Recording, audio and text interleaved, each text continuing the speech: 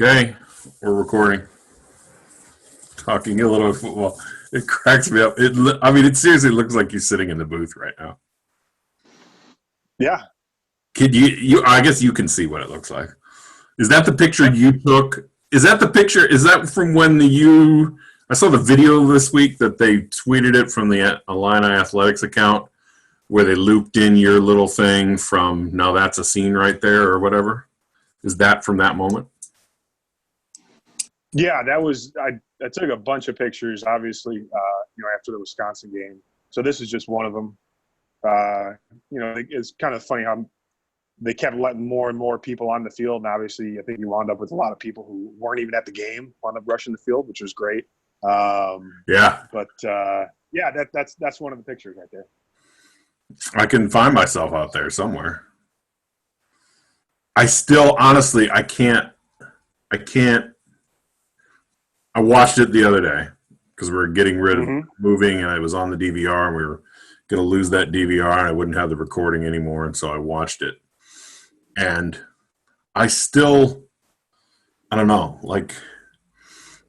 so I went down to the field from the press box when, so Hansen forces the fumble, right? Right. We get it. We start driving. I'm like, I'm going down there. But then I get to all the other end of the press box, and I'm like, I could hear the crowd cheer the first down play. And I'm like, what if something huge happens and I'm in the stair tower? Like, I can't go down there. So I stood at that other end of the press box and watched that whole drive. And as soon as Bebe caught the touchdown, I ran down. Like, I didn't even want to wait for the elevator. I took the stairs and I ran down the ramp, and I got down there for the Wisconsin's first down play and such. Mm-hmm. So then I paced and this and that. Like, I still, to this, I cannot believe. Let's start with there. It's 6 months. On Sunday, it'll be 6 months since that game.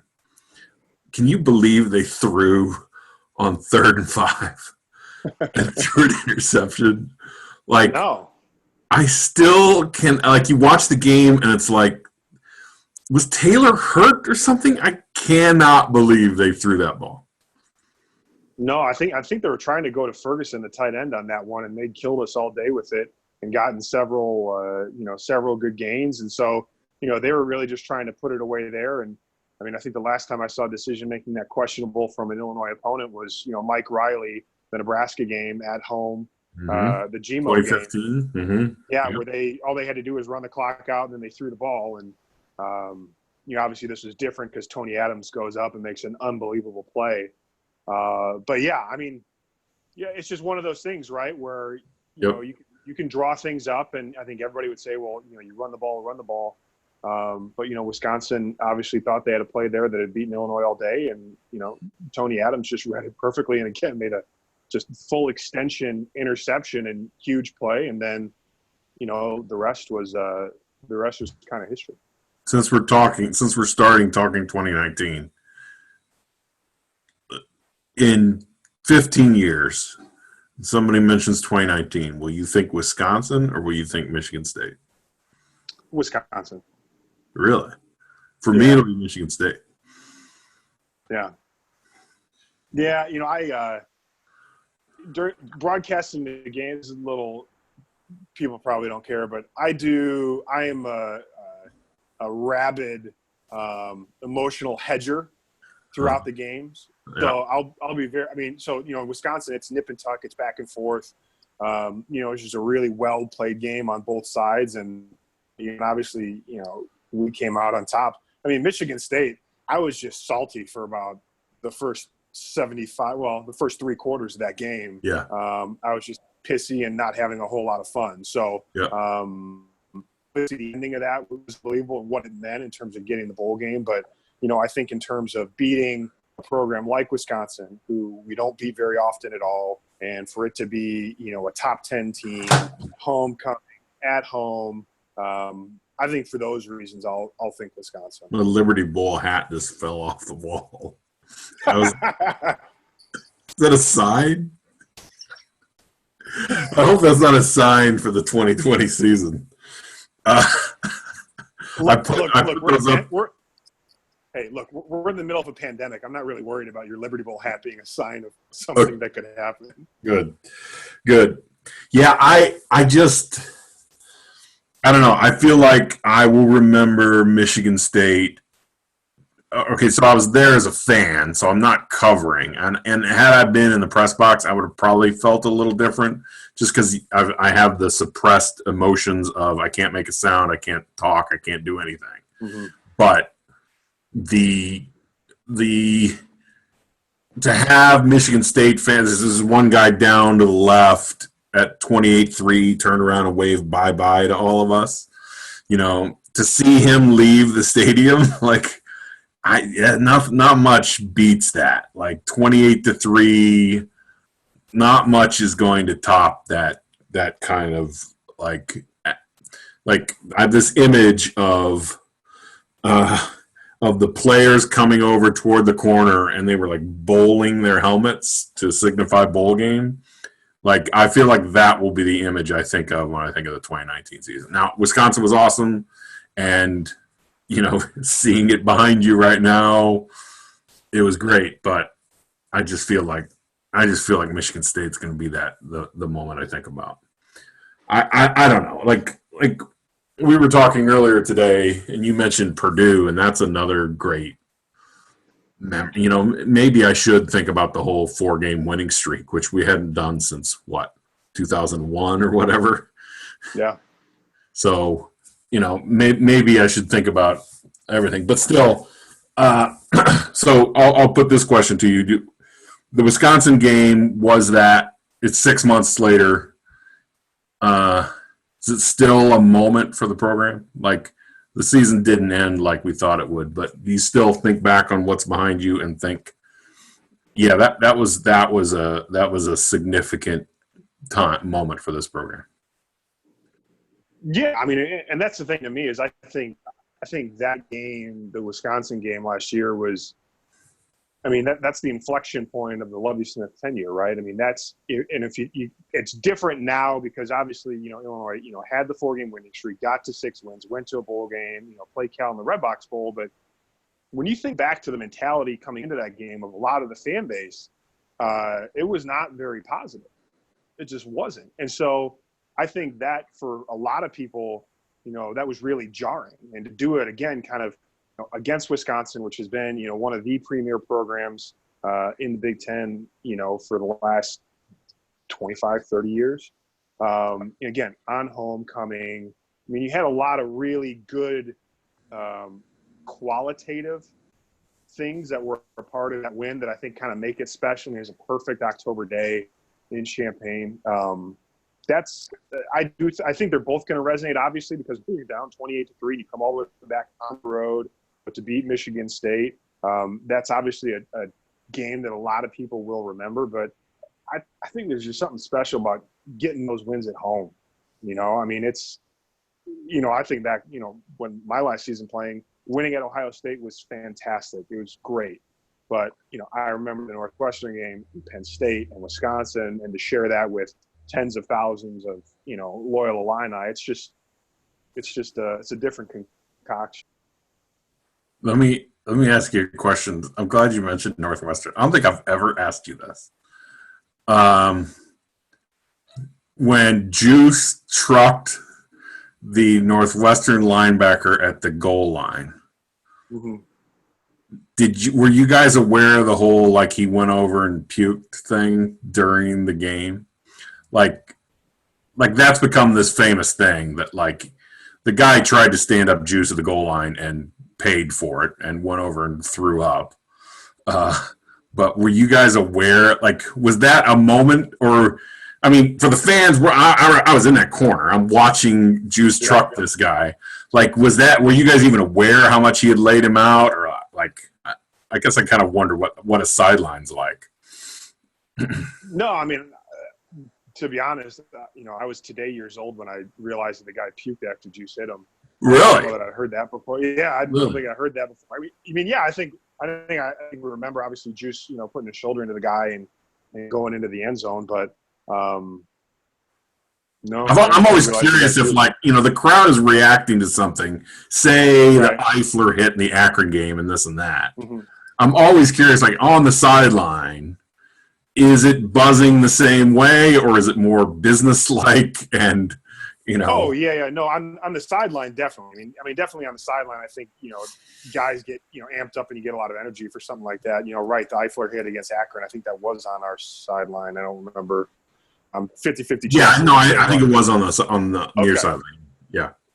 Yeah. I think absolutely. There's a lot of energy that's drawn from it, and obviously the guys on the field who see it, get pumped up too. But there's a lot of stuff like that just kind of goes by the wayside.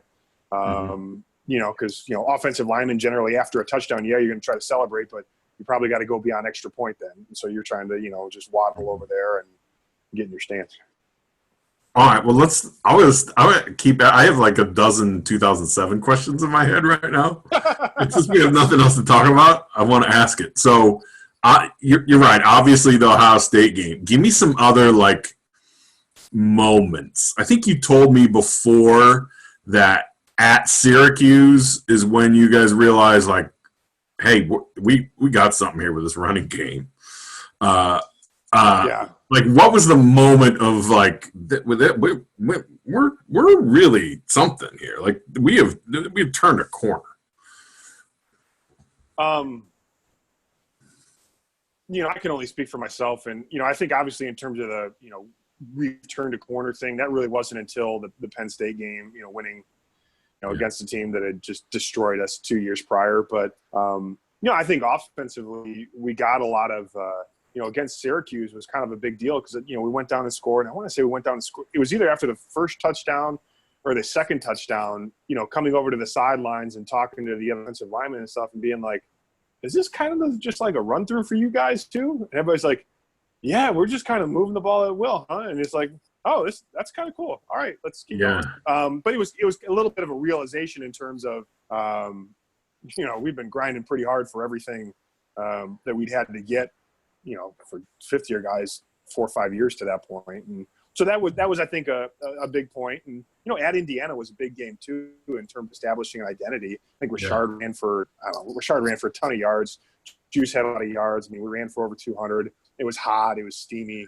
And Indiana had some good players too. Will Davis had 5 sacks that day or something. Yeah. But I those 2 games were important. They were on the road. I think I'd only won 1 road game in 4 years to that point. Which would have been what, Michigan State in 06. 06? Yeah. So those were big moments to do that. I remember after the Indiana game coming on the bus and people were like, I apologize, Will Davis. I'm sure you're watching this, buddy. He had 3 or 4 sacks. It must have been 4 because it was a lot. I remember being on the bus and Will, you had 4 sacks? It's like, yeah. It's like, that's great. Awesome. It's just kind of one of those things where you're not even paying attention to what the other side of the ball is doing other than, hey, did they give up points? Did we get turnovers? And I think that was, and that all just kind of led into what happened from there. Yeah. Okay, well, then let's go to Iowa. What's the sideline like after the penalty? After the touchdown brought back by penalty? Oh, salty. But, there's still plenty of game left to be played. It's one of those – that's one of those kind of great what if things, But again, I think, things happen for a reason. And if we win on the road at Iowa and then we got Michigan coming at home, who knows what happens. But I think, we'd spent a lot of emotional energy the previous 2 weeks, Penn State, Wisconsin. And so, it's tough. Winning at Iowa was tough. And so, but, again, you wind up being the number 1 team in the country on the road. I don't know that happens if we beat Iowa, a month prior. Yeah. All right. I'm just going to keep going with the questions. Yeah, sure. Why not? All right. Let's do it. So this is definitely not what I signed. This is not what I signed up for. But yeah. Yeah, Martin. I'm going to call you on a Zoom call. We're going to record it. Ohio State. Can we talk about you getting leg whipped? Can we talk about that? I think we have talked about that already. On a podcast or something? I think so. Well, I don't know. You don't do podcasts. I know the story. I just don't know if you want to talk about it, of how you wanted to get back on the field. Oh, well, yeah. Well, no, I leg whipped somebody against Minnesota the week prior. and my leg blew up, and so I didn't wind up playing most of the Minnesota game. And then at Ohio State, I got rolled up on the last drive, and so Eric Block, shout out Block, came, and I'm like, man, I'm an unathletic 300 some pound guy. Like I'm struggling to begin with most times. And then you kind of get a flat tire. And so Block comes in, it was the beginning of the 8-minute drive when you got rolled up on. Yeah. It was like a couple plays after the 4th down conversion, something like that. Yeah. I was after the fourth down. Okay. Yeah. Yeah. After the sneak. But yeah, then Block came in and, had some, crucial blocks there on the final drive. And then, when we were in basically getting ready for victory formation, I was like, there's no way in the heck I'm going to be standing on the sidelines when we beat number 1 on the road. So I kind of gimped my way back out on the field. We ran one real play. I got trucked. It was not pretty. And then we went into victory formation. And so, I wasn't going to stand on the sidelines. So how does that conversation go? Like, are you free to go get Block and say, I'm ready to come back in? Or are you telling your position coach? Or you're just like, I'm going out there, I'm calling him off? I don't remember. I probably asked permission. But I think I just said, hey, I don't know. I just ran in and just, yelled block, and then he came out. So. Yeah. I like it. You had to be out there. I like it.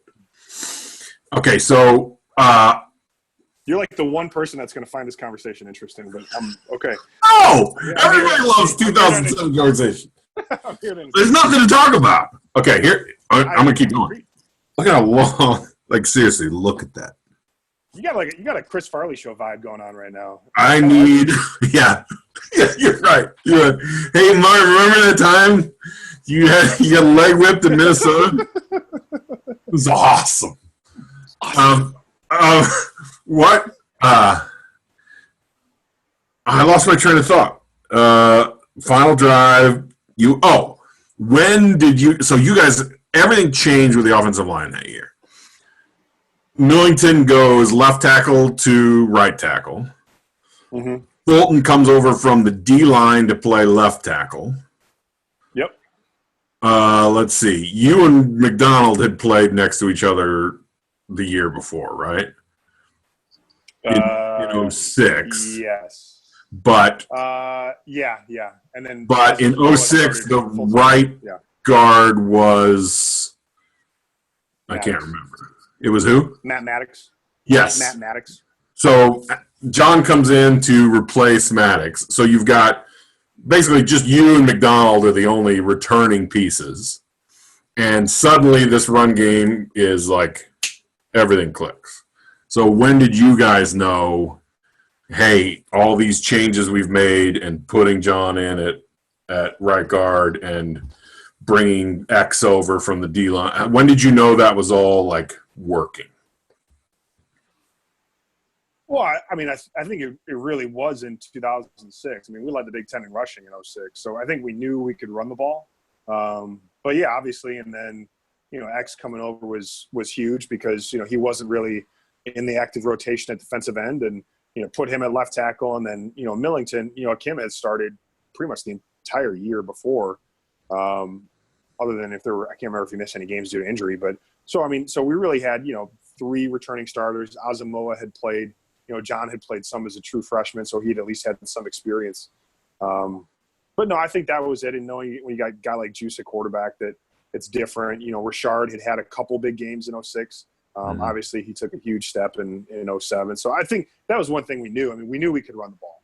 And then it became a matter of if we could, kind of normalize a little bit and keep the bad plays from being really bad and then just kind of build on the solid plays and get some more explosive plays on offense. And then, you throw in a guy like, Regis Bennett, wide receiver, obviously makes a huge difference. You got and Cumberland and, Brian Gamble made a lot of plays.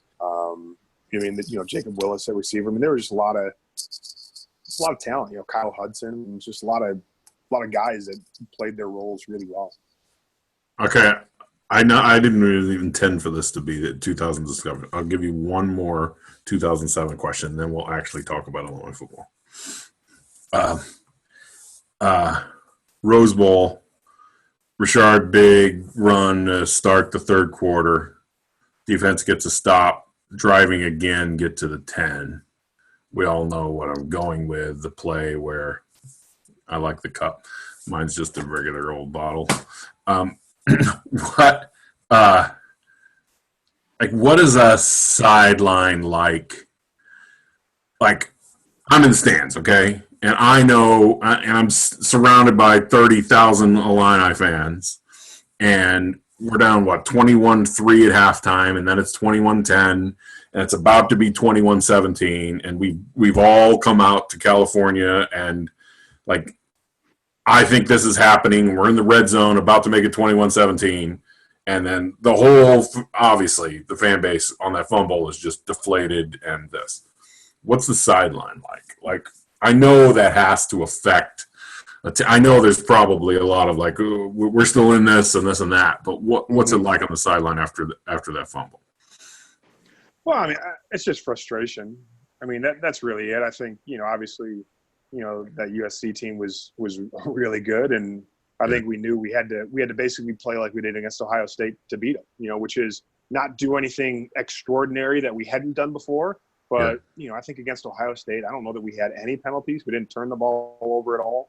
And so that's the frustrating thing. You can't turn the ball over. You can't turn the ball over, in the red zone. You got to at least come away with some points there. So, I mean, it's frustration more than anything. And, yeah. And then at the end, it was disappointment. But what are you going to do? Any other bad memories you want to bring up, Bob? Yeah. Remember when they gave the ball to their fifth tailback to score to make it 49 instead of 42 instead of taking a knee? I'm in the stands booing. Did anybody care on the sideline? Oh yeah. No, I mean we were frustrated obviously. I can't remember, did Regis score after that or was it before that? Might have been after that. The long pass play? I think it was It might have been after that. Yeah. No, I just remember they could have taken a knee and they punched it in to get their fifth string tailback a touchdown. Yeah, I'm not a Pete Carroll fan. So. Okay. This has been a wonderful trip down memory lane of the Rose Bowl loss. Okay, let's jump ahead to 2020. So we should be going to a spring game on Saturday. We're not going to a spring game on Saturday. Mm-hmm. Let's you and I break down what we were hoping to see in that spring game. And I will start. So my big thing, if there was spring ball this year, is I wanted to see the offense put things back together.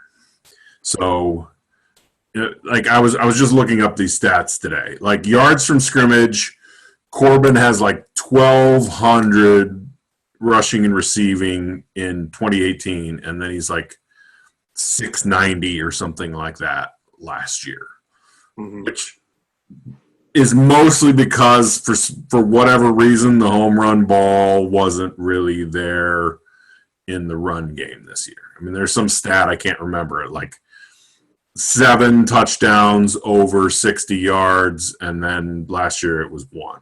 So I don't think it's controversial to say that the offense lost its mojo last year and took a step back for whatever reason. Allegretti was gone, and he was a big part of those home run balls for whatever reason. But what I wanted to see this spring, what I was hoping for, is a senior quarterback. Now, who knows who's going to be out for injury, held out for the spring.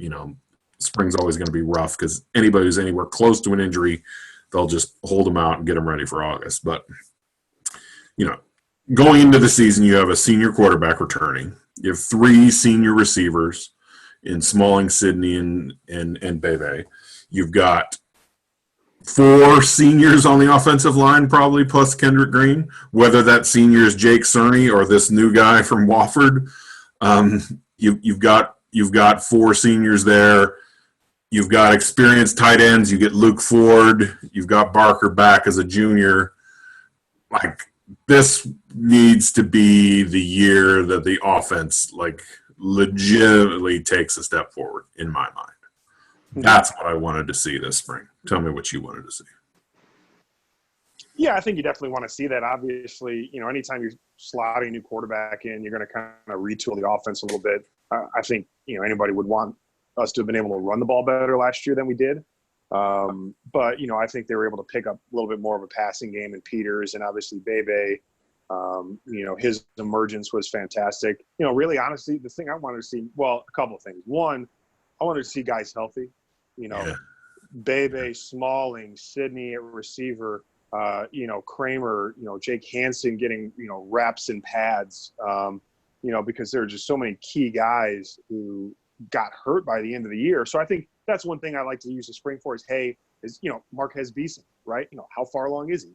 Yep. That would be one thing that I would have wanted to see. I think the other thing to me that I think is going to be a huge part of we were talking about this last year during the season is, the spine of that defense right up the gut was all senior.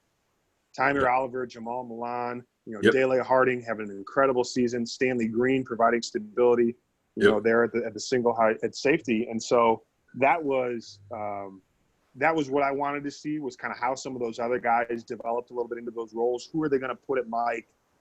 Is Calvin Avery ready to take a big step? Is Jamal Woods healthy? To contribute there on the inside? Who is going to be the other safety back there? Do they get a dependable rotation? The kid who transferred from Miami, I know they're really high on him. I apologize for not recalling his name right now. As I mentioned to you before we got going, there's been a lot of other things to think about the past 3 months. No kidding. Okay. But Derek Smith. Derek Smith. Yes. Yep. And then tailback, right? I mean, you lose Reggie Corbin, right? I mean, Reggie was a fantastic player for this program. My son loves Reggie Corbin, favorite player in the world. You got to replace Dre Brown. I mean, there's a lot of production in the backfield that, I think people can say, hey, well, yeah, we got guys that can kind of move in there, some guys who have some experience. We feel good about, the coaches feel really good about Chase Brown. Sidney's brother had a couple nice runs in the Rutgers game. Mike Epstein, he's so huge to get him back from healthy, give him a healthy year. And I think people are going to really be, excited to remember the kind of football player he is. But it's still a question mark, right? I mean, I think if they're healthy, the passing game is there. And then you add in a Luke Ford. I think there's some things you can build around, but I think obviously the spine of that defense, the ability to stop the run. And we saw when the defense was not able to stop the run, the rest of the stuff was not there. We're talking about Northwestern from 2007. Northwestern from last year. It's not a fun game. I don't think I'm ever going to watch that game again. I have no desire to watch that game again. Because we couldn't stop the run. So those are the things that I was most interested in seeing. And then to be honest, what I really enjoy about spring ball is I really like, because mentally I'm trying to build something towards, the football season, right? Watching some guys in spring ball, talking with some of the coaches, but just watching drills, watching one-on-ones for the offensive and defensive linemen, watching one-on-ones for the receivers, watching the quarterbacks throw the ball. I think there's a lot of guys in the freshman class from last year that, we haven't gotten to see a lot of. We haven't gotten to see a lot of Isaiah Williams. I was really interested to watch him, doing a variety of things this spring. There were a lot of guys in that class, who they're counting on, Seth Coleman at defensive end, guys who they're counting on to contribute at some point here. And they didn't have to contribute last year, which I think is a positive. And that's how you want your program to be going forward, is not having to have big contributions from, 17, 18-year-old freshmen, but spring ball's the time for those guys to get a lot of live reps, and there's not going to get those back. Yep. I was thinking about like Keith Randolph. Keith Randolph's going to be a huge part of this defense the next 3 years, the next 4 years. They actually preserved the red shirt on him, so Well, I mean, looking at the offensive line, I think we know the offensive line should be the strength of the football team this year, right? You got all these guys coming back. Yes. But you got to be developing the guys behind the scenes. So that was something I was really interested in looking at, watching a Jordan Slaughter, watching some of these other guys who've been in the program for a couple of years. How are they coming along? Are they taking steps? That's something I think you can learn a lot watching a 2 offensive line versus a 1 defensive line in a drill. You can learn a lot. Absolutely. And I mean, there's about 10 names you could throw out in that same Jordan Slaughter. Where is Virtus at coming into his third year? What are you getting from Carlos Sandy? He had 4 catches in the bowl game. Does that mean something? All those questions are spring ball questions where guys will get huge reps, and you really learn that. And now it's all gone. So, I want to get your thoughts on. So I don't know if you saw. So Chris Fowler from ESPN posted a thing on Instagram of, okay, we'll call this informed speculation, but he's like, I'm hearing that college football is discussing 3 things. One is all this craziness slows down. We're good on treatments by August. It's a normal season with normal fans in the stands.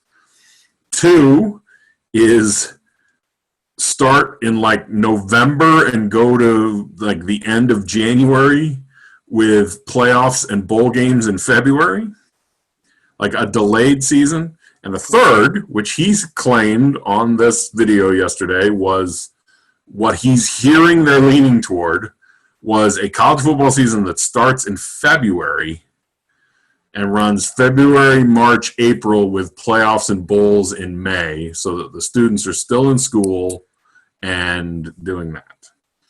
So I'm watching your face. This is the good thing about a video medium. I get to watch your face react to these things. What do you think of that? Football, February through May? Okay. Yeah, I'm definitely rooting. So it's pretty clear, right? I think people are kidding themselves if they think that you're going to play a football game and not have a crowd, because if it's not safe enough for there to be a crowd, what makes you think it'd be safe enough for 50 to 60 guys on either team to run into each other for 4 hours, right? So that just doesn't make sense. Yeah. I'm hoping for the earlier thing there, obviously, because then that means that, we have things under control with, COVID-19 and the coronavirus. But no, those are interesting options. Look, I long for the day where we can literally be worried about football. I want to. Because that would, because that means there's been somewhat of a little bit of return to normalcy. But I think obviously college football, the powers that be have to be considering those things, just because it seems like it's going to be a slow build out of this, and and then you have college campuses have to be careful too with bringing their student bodies back, because we live in Champaign-Urbana. Yeah. And community is obviously, if you introduce 40,000 outside people, you got to be confident that you can control everything that's going on, and that you don't put people at risk. It's so crazy to sit here and look at the background behind you. The way my brain views that picture right now of oh my God, there's 20,000 people all touching each other in one confined space. Seriously. Somebody tell them, it's crazy it's just crazy how the world has changed. So yeah, I wrote an article 3 weeks ago saying I can't see any way there's college football in August. The first week that's supposed to, week 0, I think there's a game in Dublin this year, not the Illinois game, right? But there's a game in Dublin that's the last weekend in August or whatever. So, are we really going to be at a point by August that they would allow the scene behind you, that, not just colleges, but that state governments would allow this type of gathering to take place? So, I guess we don't know. And I guess, there will be totally different types of testing, and, maybe at that point they're, testing people going through the gate or something. But, but yeah, it's I guess I just can't see it starting as planned in August, but I also can't see it not happening in some form once it's possible, just because of the NCAA and athletic department budgets and everything else. So But it's so hard to think, like, I mean, look, how long have I been talking about, how long have I been writing about 2020? Like, seriously, like, ever since we went and played and started 22 different freshmen in 2017, I've been saying, okay, well, they're going for, it's not the fourth year rebuild like you see a lot of places. Lovey's starting with his first class, which he didn't get till his second year. So it's a 5-year rebuild, and 2020 is, my October 12th, 2019 thing was predicated on that's when it takes off. But then 2020 is the big moment with a bunch of seniors and everything else. So how Illinois would it be if the 2020 season doesn't happen? I mean, we at least have to think about, like, say the next Illinois football game is in Dublin. Say the next Illinois football game, and say they give players the option, look, you missed your senior year, you can come back and play, or you can just move along. Like if you saw Wisconsin, NCAA said spring sports, you can come back for another year. Bear Alvarez said, we're not going to allow it. We're just going to shake their hand and thank them for their time, and we're not going to extend scholarships, and we're not going to do. Yes. Now they don't have baseball, and they don't have so it's smaller rosters of smaller teams or whatever. But Wisconsin has said they're not going to extend the option to seniors to come back next year. So, like, if that becomes the norm and this and that, what I'm getting at is, since I'm an Illinois football fan and I always think of the worst possible thing that could happen, my question is, would it possibly happen that this season gets canceled, the players don't come back, and we move forward with one of the youngest teams in college football in 21? Why don't you ruminate on that happy thought? Well, I think that's ridiculous. I mean, I don't care what sports you got at a place like Wisconsin to not offer to have those people come, young men and women come back, I think is ridiculous. So I would think if you face a situation like that, you'd probably have something similar in terms of the NCAA stance. I would hope Illinois would echo that. And it's easy for me to say, but, financial ramifications can be figured out. Mm-hmm. Again, that's easy for me to say. I don't know. I mean, I only got a finite amount of brain power here, and I'm going to choose to look at a positive thing in terms of, like, I mean, I think it's pretty amazing when you look at just reading various stories or seeing things where you see when you have kind of like the entire weight of the intellectual might of, not only the country but really like the world focused on one thing. I think it's pretty amazing to see. Now we still got to scale up in order to take advantage of that, but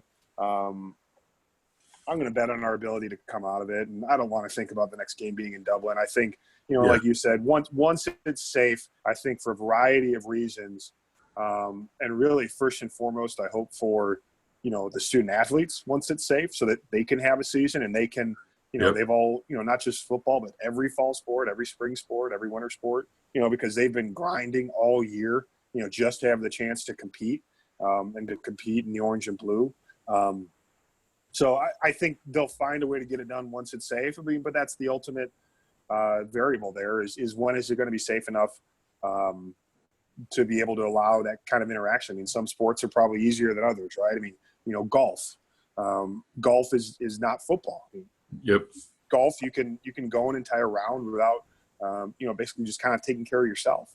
But some of the other team sports where you're sharing a ball or you're hitting somebody, obviously that's a whole different ball game. But you touched on the Rose Bowl. You talked about football being gone. I mean, anything else that's really negative you want to talk about here, Robert? Because, I mean, I'm sure people don't have enough of that in their daily life. I'd like to go back to the 2012 Arizona State game when the defense didn't know the calls coming in from the sideline. Was that 12? Yeah, that's 12. Yeah, 12. Nate was injured, right? So, yeah. But then Riley I think Miles Osei had to play, and yeah. Was Jacob Charest on the team still? Or no. Was that, he was gone after spring of 11, I think. Okay. Yeah. Go ahead, just throw out a game. I'll tell you. Let's play the game of you throw out a game in a season, and I'll tell you the horrible Illini football thing that happened in that game.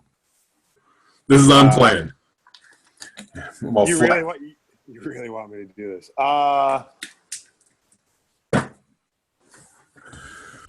Fresno. I don't remember the year. Fresno State at home. Fresno State at home, December 5th of 2009. It was maybe I think it was 13 degrees at kickoff or something like that. Wind chill was reaching. I'm probably exaggerating that, but I mean Fresno State at home in 2009 was known for one thing. We score to go up 2 touchdowns. They score to cut it to a 1 touchdown lead. We get the ball back with like 3 minutes and a chance to run out the clock. LaShore is not on the field because in the press conference afterwards it was said that it was Jason Ford's turn. We get stuffed 3 and out. LaShore had like 200 some yards, but he's not on the field to ice the game. We get stuffed, punted away. They drive down and score, go for 2. When going for 2, we bat the pass down. It deflects to an offensive lineman who scores the winning 2-point conversion to end a season that had 8 wins in Vegas. The over-under was 7.5 or 8. A season with 7.5 ended 3-9 with a loss at home on December 5th, 2009. You're welcome. I can give you that on any Illini game in the last 10 years. No, I'm good. Yes. Okay. Yes. Let's talk about positive. Let's talk about happy things. So let's just say there is a season and it's abbreviated or whatever. Like, do you believe in this team? Like I still like I told you yesterday or whatever. I read stuff where people are like, "Oh, take the under on Illinois. It was luck last year." You know, I still get this. Like, guys, this is one of the 5 most experienced teams in college football. Like, I don't know if that will be anything. We just talked about 2009. That was a very experienced team that just didn't get there and went 3-9. It's not a guarantee that it'll happen, but much like, say, Minnesota last year, you have an experienced team, and suddenly you turn around, you find yourself 5-1 or whatever, and it's like, wow, where did this team come from? It has the potential to be that kind of team, and I guess I've been talking about it for so long that I just can't see how it wouldn't turn into that. So, are you bullish? Yeah, absolutely. Definitely bullish. I mean, I think, obviously, starting offensively, I think you have a returning starter at quarterback. I think Illinois really found something in Brandon Peters. I mean, I don't know how you could watch, the Red Box Bowl and watch him extend for that first down, which he got. It wasn't given to him, but he got it. I don't know how you could watch. I don't know how you could watch that effort and not say that's the kind of guy that I want playing quarterback for my team. And then I think you talk about the 3 senior wide receivers. You also have Donnie Navarro mixed in there. I mean, obviously we need guys to kind of step up, at the running back position. Rayvon Bonner's back. So I think you have a lot of things on offense, and then defensively you have one of the best playmakers in the country. Really in Jake Hansen at the second level there. And I thought the secondary really found their stride, between Nate Hobbs and Tony Adams there at corner. You got Sidney Brown at safety. You obviously need to find the 4th position there at safety, but I think you return one of the better, probably one of the best defensive back groups in the Big Ten. Defensive line, obviously, you got to find out who the playmakers are there. I think that's the biggest thing. Yep. Biggest question mark. That's something you'd want to see coming out of spring ball. But, absolutely, you have experience at a lot of key positions, offense, defense, special teams. And again, I think the schedule sets up, fairly well in terms of, how we start and, the conference games, kind of the way they kind of ramp up there too. So yeah, absolutely. I got faith in the team. And I think when you have senior leadership and you have guys who've been through some tough seasons and you've seen them have some success and they've They've, reached, some pretty high heights in terms of that Wisconsin game that we were talking about earlier. I think that just makes guys more hungry.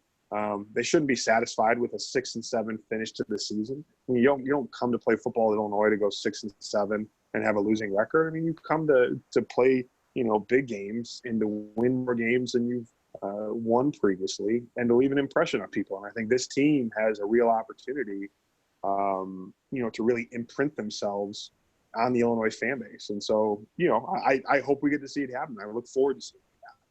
Yeah, I mean, I think it's absolutely, if we just talk back-to-back bowls, it happened in 10 and 11, and the time before that it happened was 91-92. Since then, bowls were 94, 99, 01, 7, 10, 11, 14, 19. So, just to be able to follow up a 6-6 year with an 8-4 would just be massive for Illinois football. Just massive, because there has been no sustained success for, the one time we've been to back-to-back bowls in the last 30 years, we fired the coach. There's your statement. Mm-hmm. Now, I did reach into my bowl there, into my drawer, and I found my Redbox bowl coin that we got up in the press box. So I don't know if did you get one of these in your booth? I did. You guys get a swag bag? Because it's games on one side and movies on the other. Absolutely. Did you get the little? This is my first swag bag in history. They didn't give these out of the Craft Fight Hunger Bowl. So I got a Redbox phone charger. Did you get the phone charger? I do. I'm looking at it right now. Yeah. You really? It's in my basement, yeah. Hold on. I think I got it. Do I have it here? It's the one with the the little stand that sits on there. I don't know where I put it. I was going to show off. And then purple socks that say Redbox on them. Yeah, Redbox socks. Got them. Yes, Redbox socks, a coin, and a phone charger. Swag bag. Big time. So, I don't know. I get excited about the season, and then I think, then we're not going to have a season, obviously.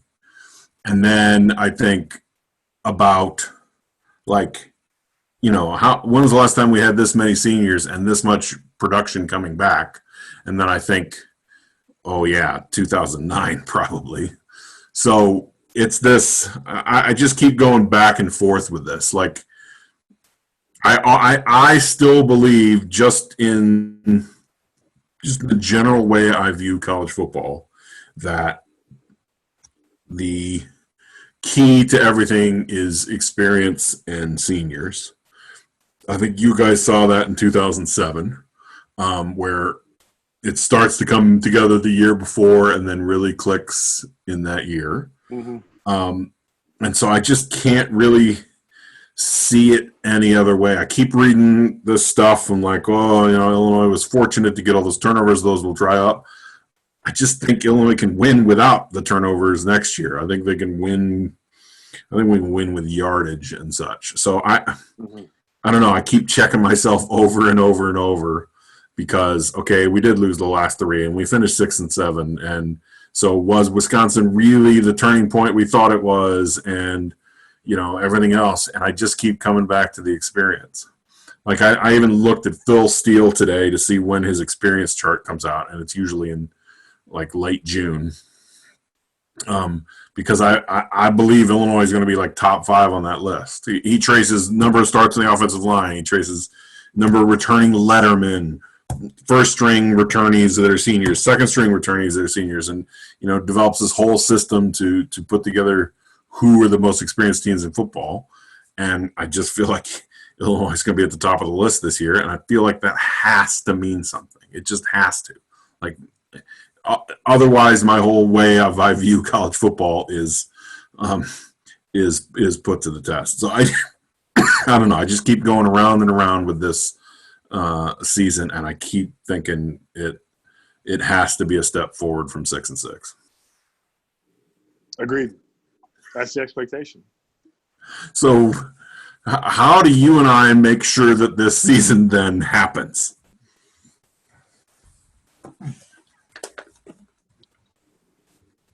Stay positive, man. Just stay positive, because these are outside of our control. I know.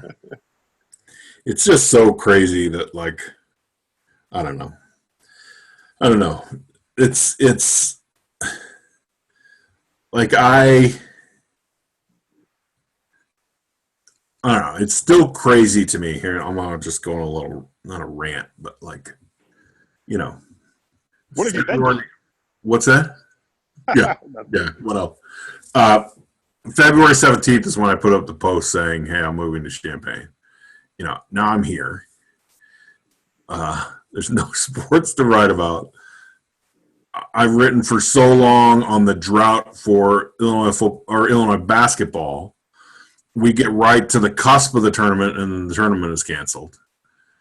And for I have to have this college football season.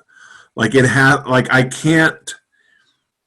can't endure all of that basketball stuff and get to the season where it's going to happen and have it cut short, and then endure all this football stuff and get to this like of all the times for this to get canceled, I just can't.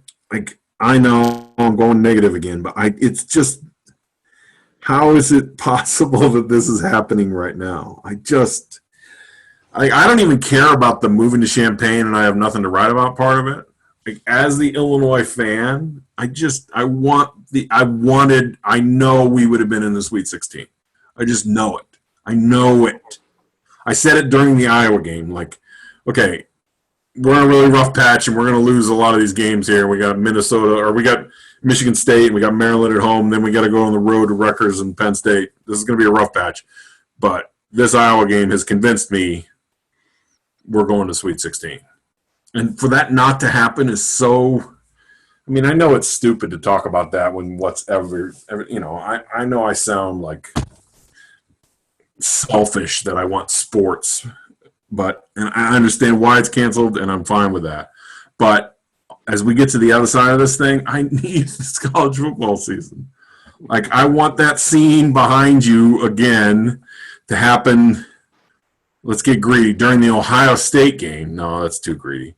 Like, I need these moments. Like, I need all of this payoff for this long rebuild, and it's all at risk right now.